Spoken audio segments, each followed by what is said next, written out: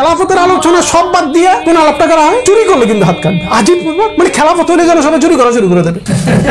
মানে খেলাফত আজকে কাম হবে, কালকে সবাই চুরি করবে, পরশু সবাই খুন করবে। কেন করবে? মানে এমন একটা ভাব যে খেলাফতের অর্ধেক মানুষের হাত নেই। মানে খেলাফত ব্যবস্থা অর্ধেক মানুষকে মানে 3 ভাগের 2 ভাগ 1 ভাগকে পাথর মেরে মেরে ফেলছে, সবাই ধর্ষণ করা শুরু করে দিচ্ছে। খেলাফত ব্যবস্থা তো ওইটা, ধরো আমি চা খাচ্ছি, এই যে চা পাতাটা এটার মধ্যে যে 2 নাম্বারই, এটা হবে না, এটার নাম হলো খেলাফত। খেলাফত ব্যবস্থা হলো এটা যে আরবের মানুষ খাবার নষ্ট করে, আফ্রিকার মানুষ খাবার না খেয়ে মরে, এই বৈষম্য থাকবে না। আরবের মানুষ যা যতটুকু খাবারের অধিকার পাবে আফ্রিকার মানুষ সমান পাবে।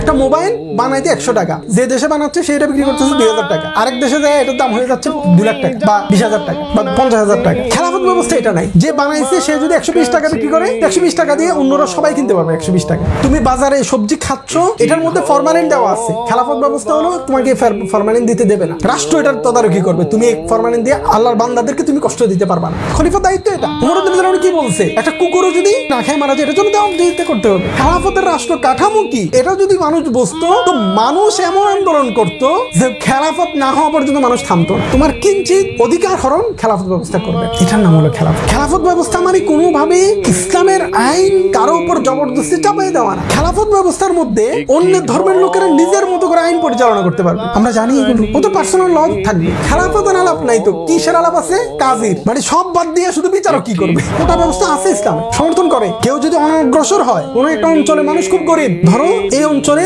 চাষ হয় না, খরা, এখন এই অঞ্চলের জন্য স্পেশাল একটা বাজেট থাকবে কোটাতে। খেলাফত ব্যবস্থা তো ওইটা যে আমাদের মায়েরা যে চুলে তেল ব্যবহার করে, ওটার মধ্যে কেমিক্যাল হবে, আমি আমার গ্যাস্ট্রিক নিবারণের জন্য যে ওষুধ খাচ্ছি ওটার মধ্যে ভেজাল মুক্ত থাকবে, এটা হলো খেলাফত ব্যবস্থা। কারো টাকা বাড়ানোর জন্য ওষুধের মধ্যে 2 নাম্বারই করতে পারবে না, এটার নাম খেলাফত ব্যবস্থা। ধরো এই যে আসিয়ার খুনিয়ে বদমাশ গুলোরে শাহবাগের মধ্যে গর্ত কইরা বা বাইতুল মুকাররমের সামনে বালু দিয়া অর্ধেক দাফন করে পাথর মারো, লাইভ দেখানো টেলিভিশনে করবে, কলিজা দেবে। আর একটা মজার প্রশ্ন আসবে, দেখবা কমেন্টে, চাইলে কেউ মাফ করে দিতে পারে? পরিবার চাইলে আমাকে মেরে ফেলছে, আমার ভাই কেমনে মাফ করবে? এখানে আপত্তি হবে না, কিন্তু রাষ্ট্রপতি মাফ করলে কিন্তু ভালো হবে। পরিবার মাফ করতে পারবে না, যার ভাই খুন হয়েছে বিনিময় নিয়ে, কিন্তু রাষ্ট্রপতি মাফ করে দেবে খুনিদেরকে। মানে এই সেকুলার ব্যবস্থা, এই যে সমাজটা পুরোটা এমন এক ধোঁকাবাজির ব্যবস্থা। আমি জানি এটা মনে প্রশ্ন হবে, কেন কেন্দ্রিক হতে হবে? এক কেন্দ্রিকের জন্য হবে না, তো বৈষম্য হবে।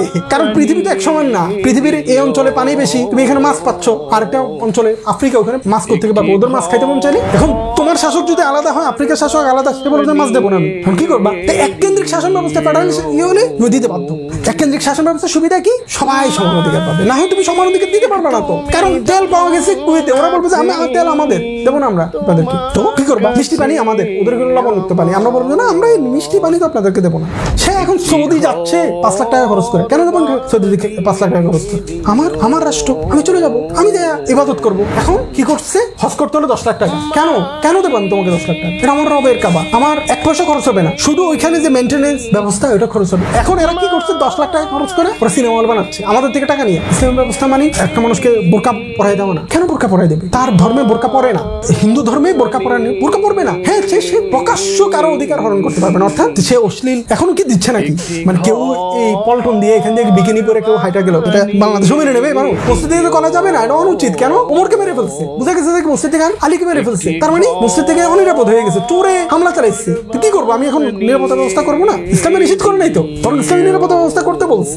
আমাদের সর্বশেষ খলিফাতুল মুসলিমিন আব্দুর রহমান সানি, উনি রাজপ্রাসাদে থাকতেন, উচিত অনুচিত সেটা ভিন্ন বিষয়, প্রাসাদ থাকতেন, নিরাপত্তা ব্যবস্থার মধ্যে থাকতেন। উনি বুড়া হয়ে একেবারে বিশাল পাগড়ি ছিঁড়া কাপড় পরতেন, এরকম না। খলিফাতুল মুসলিমিন তো উনি তো অসাধারণ চেয়ার টেবিল আছে, এখনো দেখবো ছবি দেখা যায়, অসাধারণ চেয়ার টেবিলের মধ্যে উনি বসতেন। কেন ফ্লোরে বসতে হবে? আরবরা ফ্লোরে বসতো, তাদের কালচারে চেয়ার টেবিলে বসে উনি শাসন করবেন। সে কাঠের সাথে ইসলামের কি দুশ্মনী? ইসলামে তো কাঠের সাথে কোনো দুশ্মনী নেই। আগের দিনে মসজিদের মধ্যে হয়েছে, এখন সংসদ হবে, সংসদের যে কোনো একটা নাম দাও, নাম XYZ কিছু যায় আসে না। আবার নাম দিলেও খারাপ জিনিসও ভালো হয় না। পাকিস্তানের সংসদের নাম হলো মজলিসে শুরা, ওখানে দুনিয়ার আকাম কুকাম সবগুলা করতেছে, নাম ভালো হলে হয়ে যায় না। নাম হোক পার্লামেন্ট, কিন্তু ইসলামী শাসন হোক, হয়েছে তো? পার্লামেন্ট শব্দের সমস্যা কি? এটা ইউনাইটেড শাসন ব্যবস্থা, একটা ফেডারেল গভর্নমেন্ট থাকবে, আর বিভিন্ন অঞ্চলে আঞ্চলিক গভর্নররা থাকবে। গভর্নররা তাদের অঞ্চলের সুবিধা অসুবিধা দেখবে। এটাই অনেকটা ইউনাইটেড স্টেটের মতো, জাতিসংঘের মতো। জাতিসংঘের মধ্যে একজন মহাসচিব আছে, ওখানে একজন খলিফা থাকবে। জাতিসংঘ অকার্যকর, এটা কার্যকর হবে। প্রত্যেকের কিন্তু আঞ্চলিক শাসক থাকবে, তারা অধীনস্থ থাকবে খলিফা। তাদেরকেও মানুষের মতবাদের ভিত্তিতে এমন এত ঠুস করে একজনকে মেরে দেওয়া হবে, এরকম সুযোগ নেই। বরং এটা হইতে যায় অনেক জায়গায় ফিতনা হয়েছে। শাসক থাকবেন, তাদের অঞ্চল থেকে হলে ভালো, সে যা সুখ দুঃখ বুঝবে, খলিফাকে জানাবে, অধিকার আদায় করে নিয়ে আসবে। এই অঞ্চলে গম কম, ওই অঞ্চলে ধান কম, ওই অঞ্চলে তেল কম, নিয়ে আসবে।